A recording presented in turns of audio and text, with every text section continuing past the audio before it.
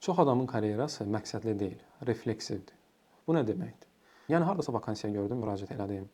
Rəhbər məni bura təyin etdi. Bu aralar bu işə yaman maraq var. Ən əsası da məşhur odur da bizdə pullu işdir.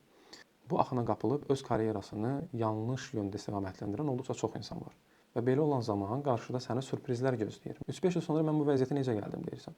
Pul var, təcrübə var, artıq karyerada bir istiqamətə gəlmisən, amma rifah yoxdur, məmnuniyyət yoxdur. Çünki həqiqətən istədiyin yerdə deyilsən. Sadəcə trendə qoşulmusan, axına qapılmısan və bu gün bir nöqtəyə gəlib çatmısan. Və bu sənin seçimin yox, özünü uyğunlaşdırdığın bir model olduğu üçün puzzle quranlar daha yaxşı başa düşər. Bəzən puzzle-da bir hissə yerləşdirmək istədiyiniz hissəyə çox uyğun gəlir. Ancaq bir müddət o puzzle qurduqdan sonra baxırsınız ki, ora aid deyilmiş. Eynilə də karyerada bu kimi seçimlər bəzən bir müddətdən sonra anlaşılır.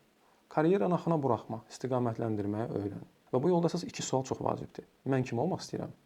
Və bu yolum hal-hazırda məni ora aparırmı? Çünki vizyon sadəcə böyük plan deyil. Mən buraya aidəm hissidir həm də.